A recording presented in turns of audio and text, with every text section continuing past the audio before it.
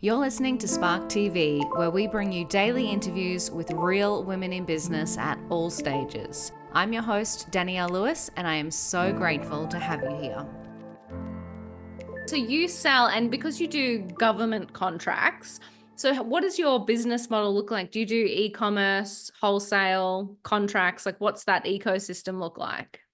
So we don't have any contracts into the Defence Force. We supply the back part of a ballistic plate. So our body Oh. armor goes behind a ballistic plate that was designed over hours, because Ah. for 5 years they tried to get the breast shape right, and they're gone like, we don't get it. Can you help us? And I'm going like, you guys should know how to do this. You play with boobs so much more than we do, you know. And so they've used our product to design the outer shell. So Cool. so with them, we supply our gear to them, and then because of license issues when it comes to do like ballistic, there's a lot of protocols involved where who's going to be responsible if something fails. So the ballistic plate takes obviously the bullet, ours will take the kinetic force of the bullet, and it will Wow. make it also more comfortable. So with them, we have an internal contract. Otherwise, we sell through our website, and we go in wholesale to various stockists that we have. We're obviously still a startup, so we're sort of creeping slowly towards that, because you don't want to have anyone stocking it, because our product is not very well known. So it's not like, let's say, Fox or Alpine Star, that is very into the motorcycling, car racing and stuff like that. People know about it. So when they need something, they go into a shop and they ask for it.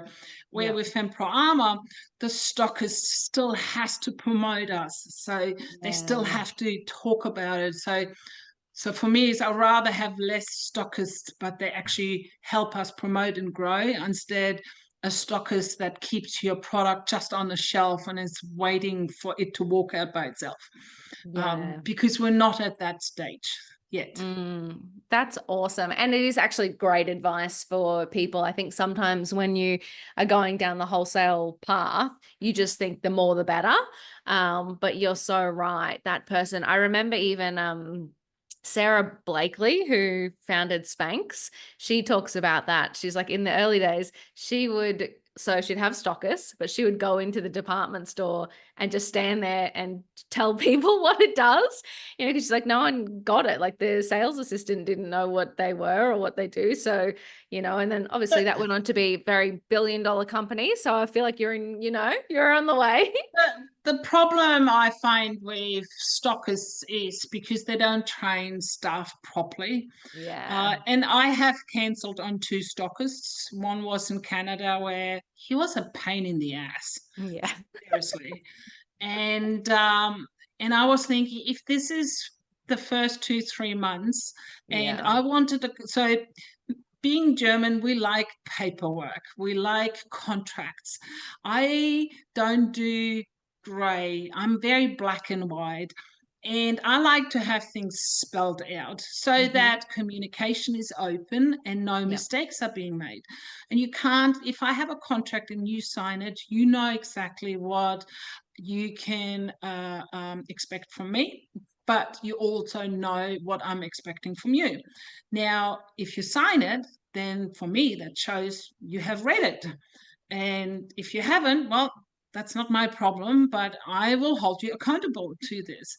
So for me, is I wanted him to sign our wholesale agreement so that we know exactly what he's going to do, and what he can expect from us in assistance, etc. And he goes like, well, I don't do that.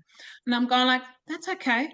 I'm not going to force you, but that's not going to keep going from us, and we will just say no to you. And then, Yeah. I didn't mean this. And so he backpedaled, and I'm going like, nah, it's already gone. Don't need you. Yeah. Sure, I needed him in a way at that point, most definitely. But if you're already like that at the start, how is it going to be 12 months down the track? And I'm going like, nah, not interested.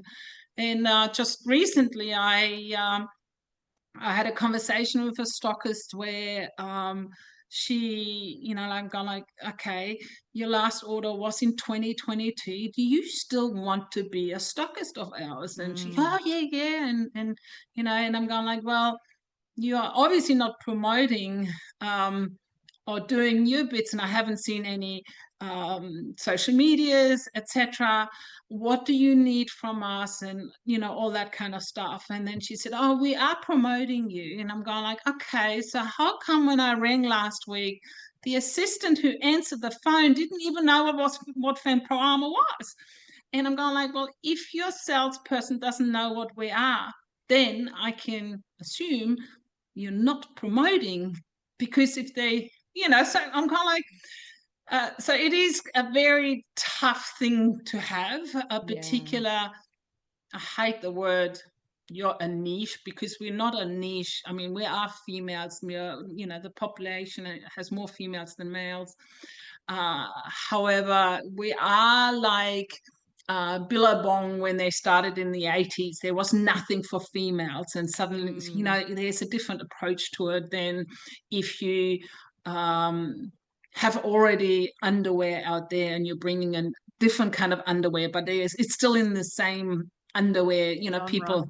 Yeah, it's not an unfamiliar part to it to sell as such. But when there's something completely new and we're talking about boobs and women, and for some reason it's such a big problem for guys particular.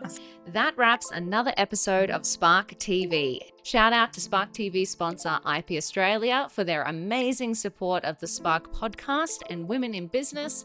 And if no one tells you today, you've got this.